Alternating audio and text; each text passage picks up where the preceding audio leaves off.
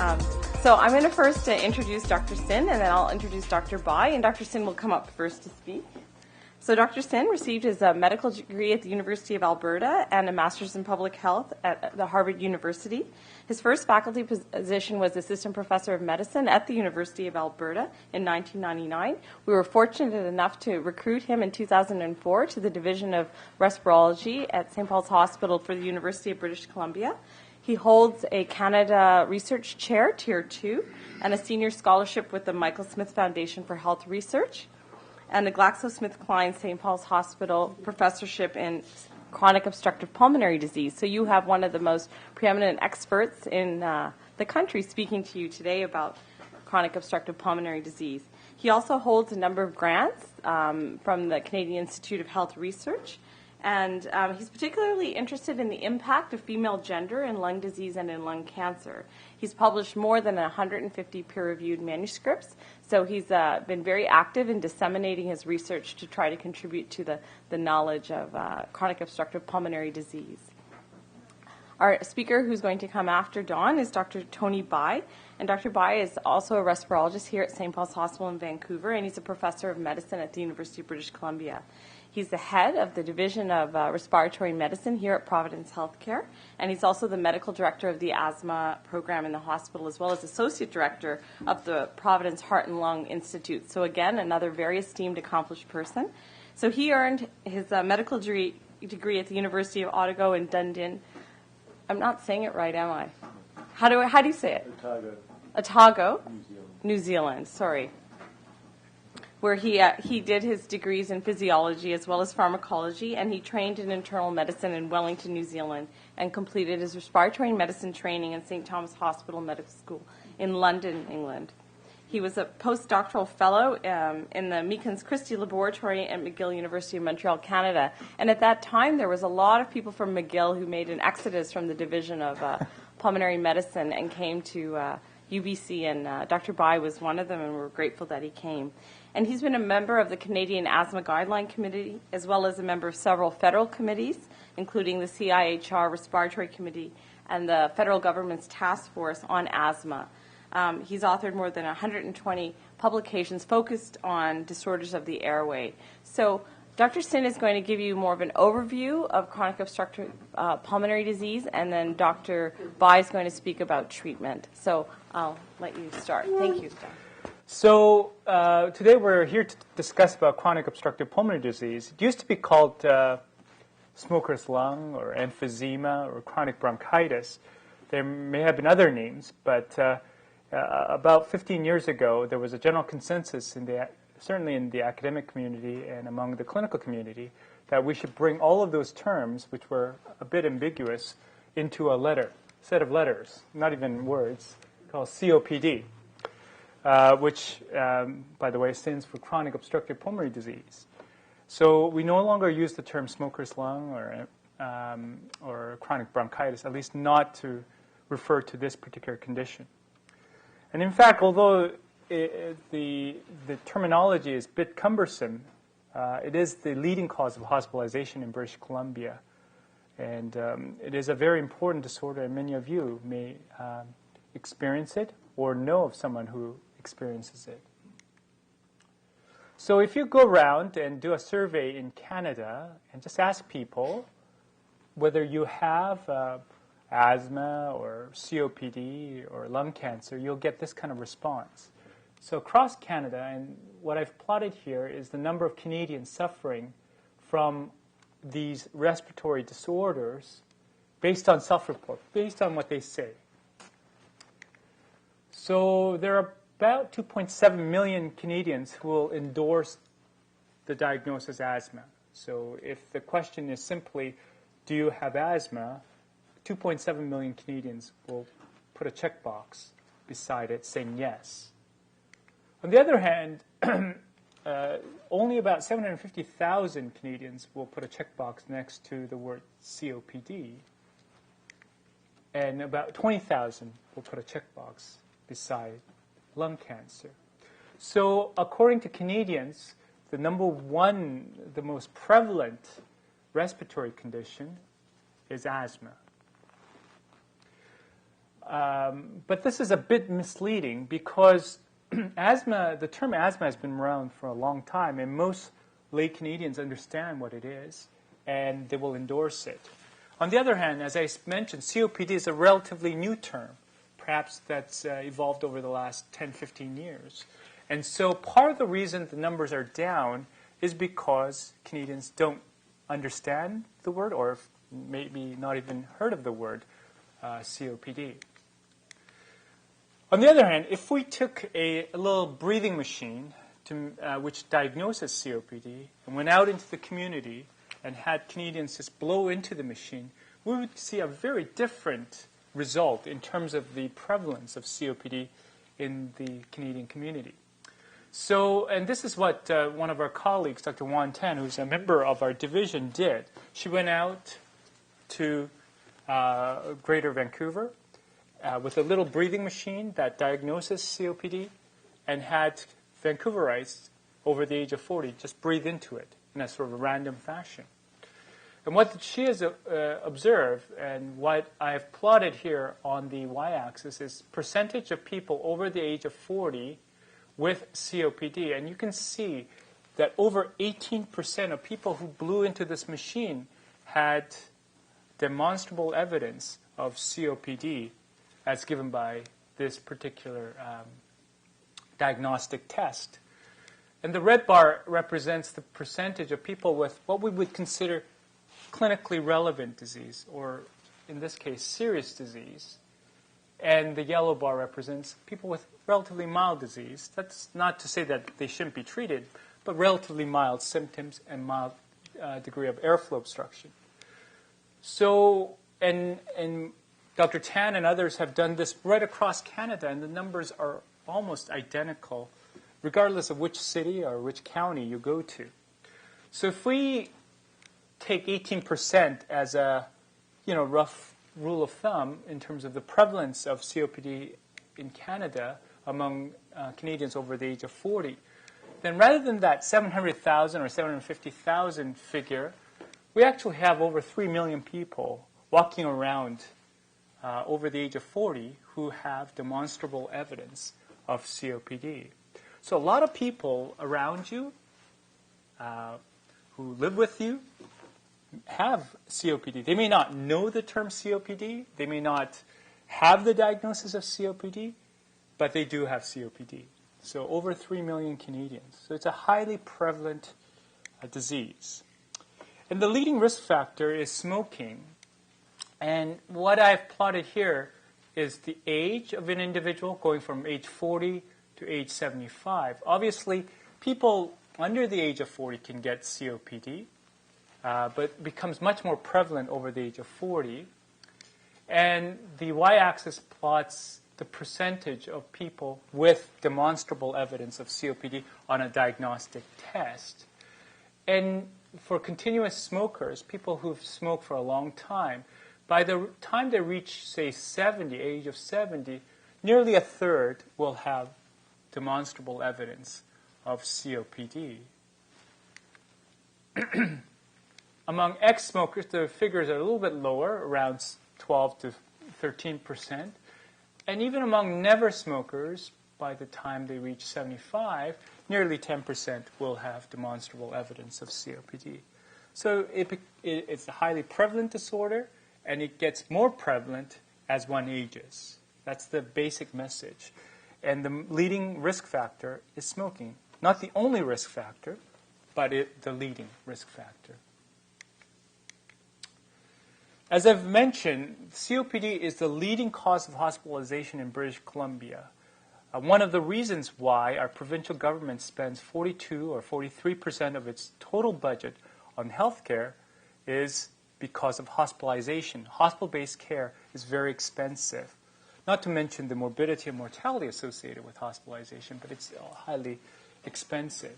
And the leading cause through the emergency room is COPD, followed by pneumonia, which is a close ally of COPD. Many people who come into the hospital with a so-called diagnosis of pneumonia actually have underlying lung disease, in most cases COPD.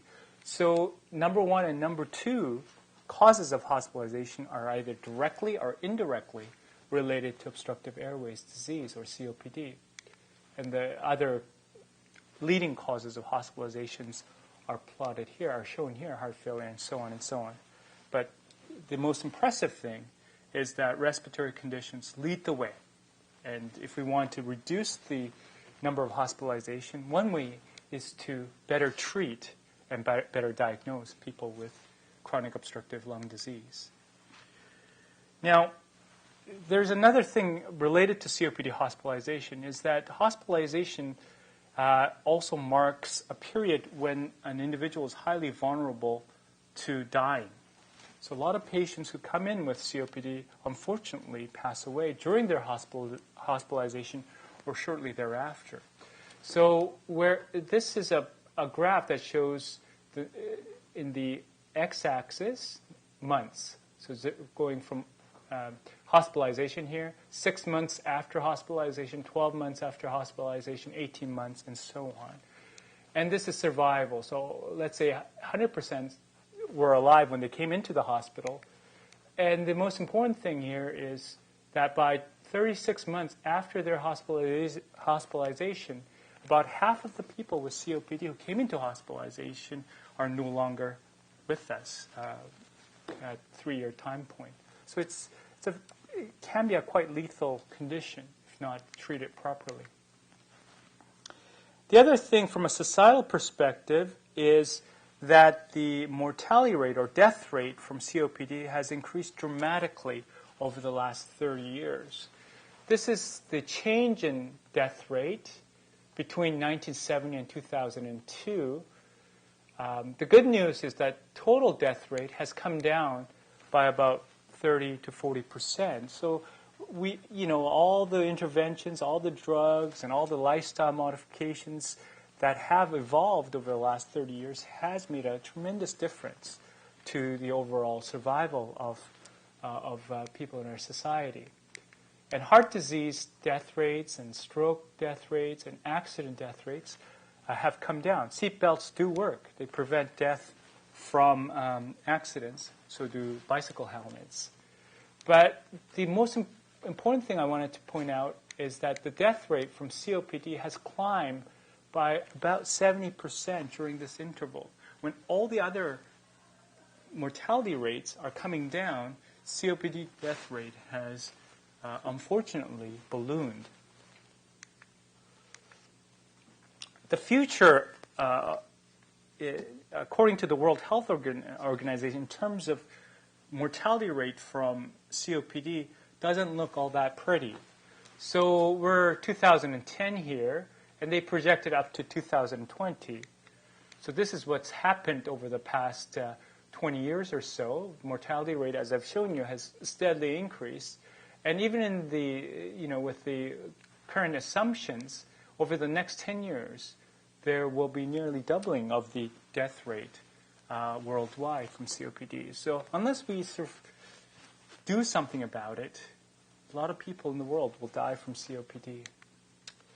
So let me just take a step back and say, well, I don't know anybody who died from COPD. So let me just show you some pictures of people who died from COPD, and you guess who they are. Okay? So there's no such thing as free coffee. So you have to engage here. Who is this distinguished gentleman who passed away from COPD? Here's Johnny. Here's Johnny. Do you know how old he was when he passed away? In the 70s, I believe?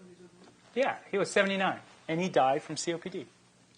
Plain and simple. He was a smoker, too. Yeah, he was a smoker. Yeah, plain and simple. He died from COPD.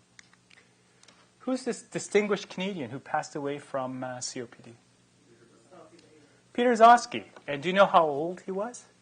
He looks like about 92. 92. He was 67. He looks maybe a little bit older than that. Again, to emphasize the point that you don't have to be necessarily old, very old, to die from COPD. People in their 60s can die from respiratory failure related to COPD. Who's this distinguished gentleman? He died at age 78 from respiratory failure related to COPD. Who's this? It's getting a little bit harder. Oh, that night. Huh? It is indeed Dick York. who starred in Bewitched. Yeah, and he died at age 63.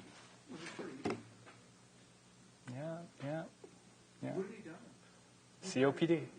Yeah, he died from COPD. Who's this? Robert Mitchum. He died at age 79 from COPD and related complications. Now, she didn't actually die from COPD, but she had COPD. She died of lymphoma, but she had well-established COPD. Do you know who this distinguished lady is? Oh, I've stumped you. She, well, she's dead now, so yes. She died at age 65 of lymphoma, but she smoked almost 3 packs per day, and she had well-documented COPD. No, I thought she was in her 20s. Perhaps maybe that. No, I think she was in her 30s when that picture was taken. All right, who's this? This is very hard. I'll be She's the wife shocked. of a president. Very good. Was it Gerald Ford? Pat Nixon, yeah, dated 81 from COPD. Yeah, Pat Nixon. Very good. Very good. Okay, so I've shown you all dead people. Let me show you some people who are alive with COPD, just to emphasize the point that just because you have COPD, that doesn't mean you're going to the grave. People can live very well with COPD. And here's a well-known Canadian who has COPD, who sort of came out of the closet last year. Do you know who she is? A comedian. Mary Walsh. She's 58, and she has COPD. You look shocked, but you know. What percentage of people, what percentage of people who have it are non-smokers? Defined in what way? Non-smokers? Never smokers? Let's say never smoked. I've shown you. By the time people reach around 75, about 10% of never smokers have COPD or have demonstrable evidence of COPD.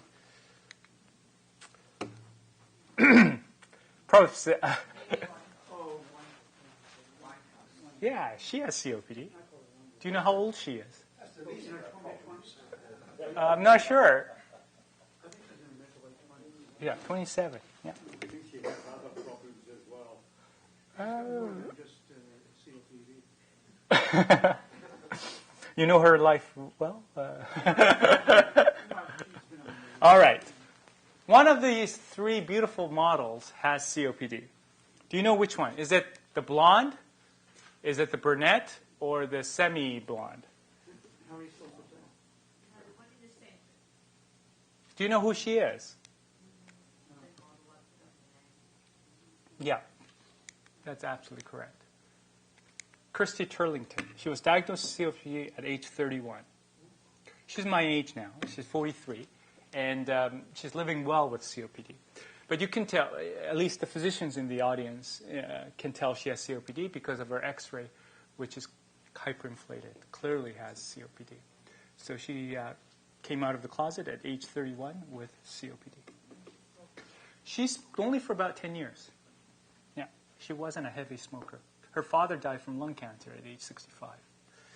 So there are a lot of people, both famous and not so famous, with COPD, who've died from COPD, who are living well with COPD. I just wanted to make the point that COPD is all around us, if not within us. And it is a disorder that needs to be diagnosed and needs to be treated. And as I've mentioned, the leading cause of COPD is cigarette smoking, and this cat is at significant risk of developing COPD. You can tell by his eyes, all glazed over. But there are other emerging factors, risk factors, that scientists are now describing as new or novel risk factors for COPD. And one that's affecting, I think, the British Columbians more so than any other Canadians is this thing. So smoking marijuana is a risk factor for COPD. You can't see it, but that's the article that we described marijuana as a risk factor for COPD. So if you smoke it, you're going to get it. So it doesn't matter what you smoke. It could be crack, it could be marijuana, it could be cigarettes, and you're at risk of developing COPD. And so is air pollution. Bad air means bad lungs. Simple as that. And thankfully, we live in Vancouver, which has relatively clean air, but we should never lose vigilance of the importance of air quality. So what is COPD? I've just, told you a lot of information about COPD without really defining what it is. So, and a definition is kind of tricky, but at the heart of the definition is this concept called inflammation. So the lungs become inflamed, usually as a result of something that you breathe in, whether it's cigarette smoke or air pollution or marijuana or whatever. But the lungs become abnormally inflamed. Inflammation means fire within. So the lungs become very fiery. And associated with symptoms, usually, not always, but usually, the common symptoms are cough, and it's usually daily productive cough, although it can be daily dry cough. And the other cardinal symptom is shortness of breath. Now, everybody gets short of breath when they exert. If you were to run a marathon, you'll get short of breath at some point. But it's shortness of breath that is out of keeping with your level of conditioning and out of keeping with your age. And it's shortness of breath that is bothersome. And then you need a test. You need a breathing test. So a lot of people have these things without having COPD. So you actually need a breathing test to make the diagnosis of COPD. And that's, scientists call that airflow limitation. But you need a breathing test. That's the important message here. Just like you can't say, well, I have high blood pressure without actually having your blood pressure measured. I have a bit of a headache. I must have high blood pressure. No, that doesn't happen. You have a headache. You get your blood pressure measured. If your blood pressure is elevated, then you have high blood pressure. Same with COPD. You have a bit of cough. Maybe you have shortness of breath that's bothersome. You need a breathing test. And if your breathing test shows airflow limitation, then you have COPD. And the last thing I want to sort of impress upon is that COPD is treatable, especially early in the course of disease. And certainly, to a certain extent, it's preventable. So we know a lot of the risk factors for COPD. And those are modifiable risk factors. Unlike, for instance, cystic fibrosis. You're born with a gene for cystic fibrosis, and you will develop cystic fibrosis. You may have the gene for COPD, but that does not necessarily mean that you will develop COPD. It depends on the risk factors involved. So I just want to spend a couple minutes just defining what I mean by this very important concept called inflammation. So here are your lungs. That's you. Here's your breathing tube. It's called trachea, this big windpipe. The right side, this piece of lung, is the normal lung. And the normal lungs are connected by a series of tubes that have a wall, and it's hollow inside. It's like a pipe. And the hollowness of this pipe is fairly prominent, as you can see. People with inflamed lungs, like people with COPD, you can see that the wall becomes very thick compared to that. And you develop mucus plugs inside it. So the lumen, or the hole, becomes much smaller. So it's like breathing through a straw. It becomes increasingly more difficult. And you can understand why you would have cough, because not only is it thick here, but it's red. It's inflamed. It's irritable. And you need to cough this mucus out. So, patients are constantly trying to clear their throat or coughing or being bothered by something stuck inside. That's what I mean by inflammation. The airways become red and inflamed, and mucus builds up, and the wall gets thick. So finally, the most important thing is this breathing test. We have a special name for it. It's called spirometry. The name isn't that important. The important thing is that this is how we make the diagnosis of COPD. So if your friend says, I have COPD, and he says, I've never had a breathing test, well, you say, go and have a breathing test. The great thing is that this is one example of a spirometer. There are many others. But the great thing is that this test can be administered within about 10 to 15 minutes. Okay? It can be completed within 10 to 15 minutes. So it's a fairly simple test, and it's widely available. It's not just restricted to big hospitals like this. Many laboratories have capacity to perform this. And this is kind of a difficult graph, but let me just explain it to you. This is the amount of air that you can blow out, okay? After you take a deep breath in and you blow out to the best you can. So it's volume, the amount in liters that you blow out. And this is the time it takes you to blow it out. So as you can see, within about 2 seconds, you can blow out most of the air that's contained in your lungs. Okay, so this thing called FEV1 is the amount of air you can breathe out within 1 second. And as you can see, most of the air you can breathe out within 1 second. So this is a normal subject. This is an individual with COPD. And the striking thing is that the overall volumes are down. The amount of air that a COPD patient can breathe out is down. And, within this 1 second window, you can see there's a substantial difference between a normal subject and individual with COPD in terms of the amount of air he or she can breathe out in this 1 second period. So that's how we, lung specialists, make the diagnosis of COPD. If the spirogram follows this curve, we say you have COPD. If it follows that curve, we say you probably don't have COPD. So who should get lung function tests or breathing tests in the community? I believe that all smokers, whether you smoked in the past or currently smoking, and this includes pot, right? Not just cigarettes, should get tested at least once at some point for COPD. Certainly anyone over the age of 65, maybe even younger, who are bothered by shortness of breath or a cough, and it can be younger than 65, but certainly among those who are 65 years of age and older.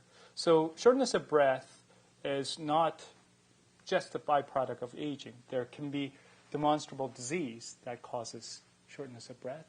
Anyone undergoing, operations, whether it's a lung operation or a heart operation or abdominal operation, probably should at some point get lung breathing tests.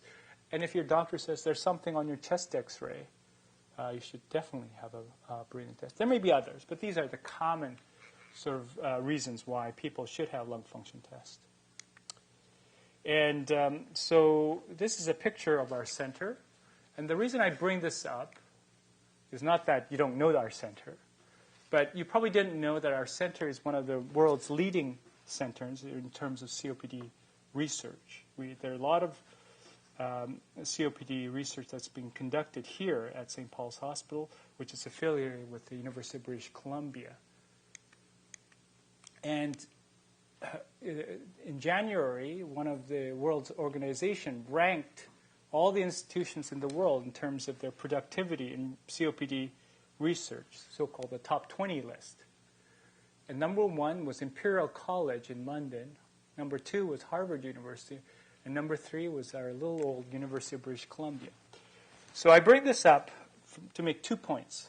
One is, if you have COPD or know of anybody with COPD and would like to get involved in trying to address a lot of the basic questions about COPD, how to better treat it, how to better diagnose it, and so on, please contact us, and we'd be more than happy to engage you in our research program. We want you as partners in our research program.